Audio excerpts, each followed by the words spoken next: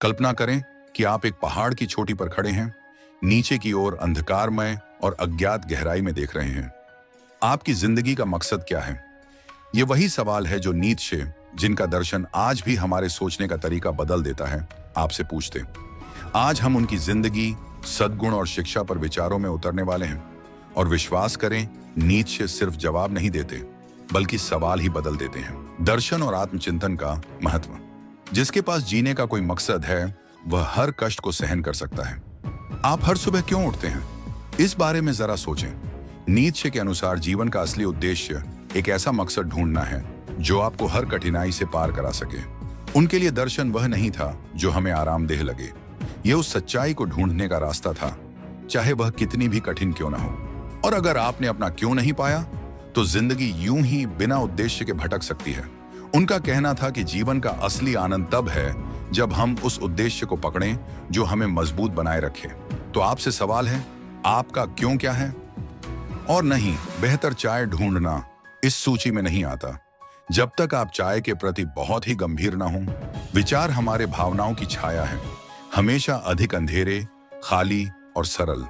Nietzsche का मानना था कि हमारा मस्तिष्क सिर्फ तर्क पर आधारित नहीं चलता। भावनाएं हमारे विचारों का गुप्त हिस्सा हैं और हमारे दृष्टिकोण को बदल देती हैं। दर्शन का उद्देश्य इन अदृश्य प्रभावों को समझना है, क्योंकि कई बार हमारी भावनाएं ही हमें वास्तविकता से दूर कर सकती हैं। अगर आप इन छायाओं से अनजान हैं, तो ये आपके विचारों को नियंत्रित कर सकती हैं। कल्पना कीजिए कि आप ऐसी मान्यताओं को मानते हैं जो वास्तव में आपके नहीं हैं। नीत्शे का संदेश यहाँ एक चेतावनी है, केवल सोचें नहीं, महसूस करें।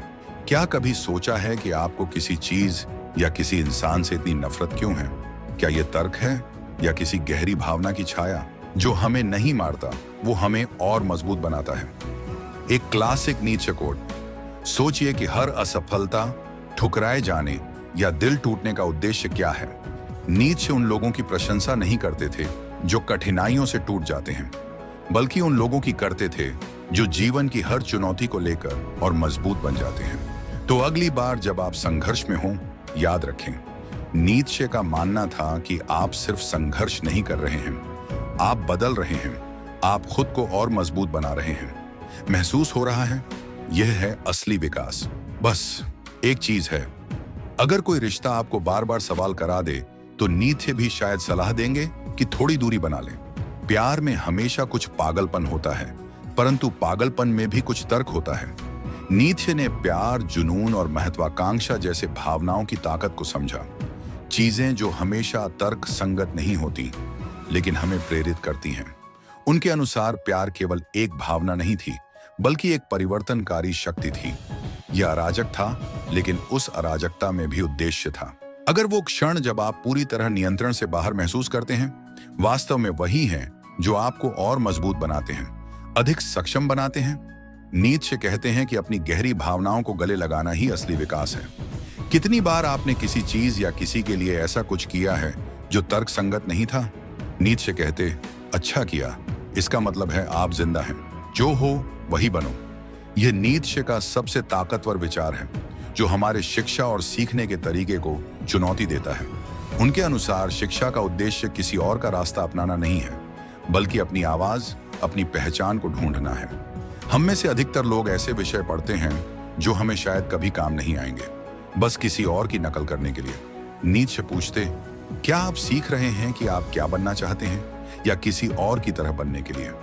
शिक्षा का असली मकसद है अपने सच्चे स्वरूप को ढूंढना। तो क्या आप अभी भी किसी और के सपने का पीछा कर रहे हैं, या आप अपने असली स्वरूप को ढूंढ रहे हैं? ज्ञानवान व्यक्ति को न केवल अपने दुश्मनों से प्यार करने में सक्षम होना चाहिए, बल्कि अपने दोस्तों से भी नफरत करना चाहिए। नीत्शे चाहते थे कि हम किसी भी आदर्श का आंख बंद करके अनुसरण न करें, चाहे वह दोस्ती हो, प्रेम हो या ज्ञान। उनके अनुसार असली विकास का अर्थ है अपने आरामदायक क्षेत्र को चुनौती देना और अपने विश्वासों पर सवाल उठाना। यह काफी क्रांतिकारी सोच है ना?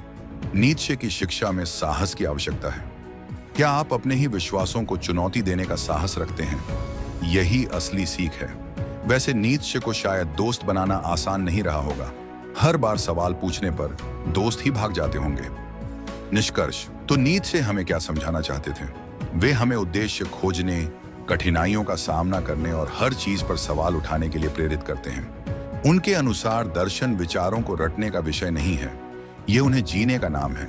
नीत्शे के लिए ज्ञान की यात्रा मुश्किलों से भरी थी, लेकिन इसके अंत में मजबूती, आत्मनिर्भरता और सच्चाई है। तो अगली बार जब आप कठिनाई में हों या अपने रास्ते पर सवाल उठाएं, नीत्शे को याद करें और खुद से पूछें, क्या मैं अपनी जिंदगी को सच्चे अर्थों में जी रहा हूं? इस तरह के और वीडियो देखने के लिए वीडियो को लाइक करें और चैनल को सब्सक्राइब करें।